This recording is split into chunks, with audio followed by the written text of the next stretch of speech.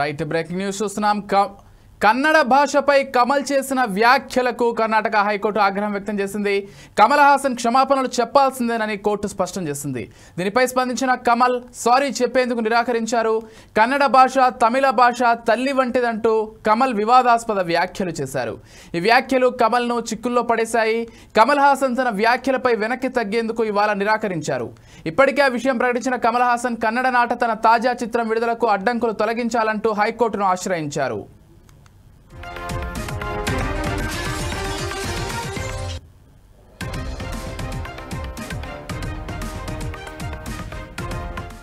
అయితే హైకోర్టు ఆయన్ను సారీ చెప్పాల్సిందేనని తేల్చి చెప్పడంతో అందుకు కమల్ నిరాకరించారు. కన్నడ భాషపై తన చిత్రం థగ్ లైఫ్ ఆడియో రిలీజ్ ఫంక్షన్లో చేసిన వ్యాఖ్యలు వివాదాస్పదం కావడంపై గతంలో స్పందించిన కమల్ హాసన్ వివరణ ఇచ్చారు. అయితే తాను తప్పు చేయనందున సారీ మాత్రం చెప్పబోనని ప్రకటించారు.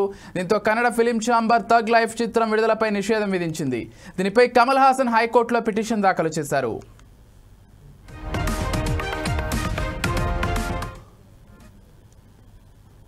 The subsequent statement which he made very clearly said, I'm not a historian. You're not a historian. Is this so? On what basis did you speak? Which is why I'm respectfully saying, now many times statements are made, I'm not... That's exactly the point. Many a time, sir, not today. I'm telling you, it's in public domain. C. Rajgopalachari in 1950 made a similar statement. Telugu. When, Hampanna wrote a letter to C. Rajgopalachari, he immediately issued a public apology, saying that he was wrong. His statement was that Kannada is evolved from Tamil. 75 years later, same statement is made. And C. Rajgopalachari had apologized, and you don't? And now you are here for commercial interest, saying that your movie should run smoothly, and police forces of the state of Karnataka should protect your movie to be run smoothly for a situation created by you. Who has to be responsible? All that they said, yes. One apology would have solved everything. In law, we will consider, but look at the attitude. And now I saw a paragraph here in the...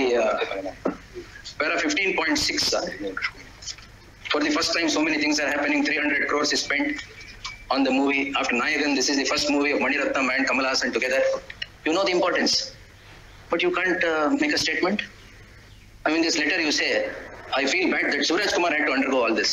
Also, that is what you have said. See the whole thing. Can you just read it? I read it. Lordship was the second, third paragraph. It pains me that my statement in the Thug Life audio launch spoken out of... It pains me adella bitbittu. I have made a statement without any valid, without looking into the history. So I'm sorry for it. Rajgopalachari had done this, sir. He had said sorry.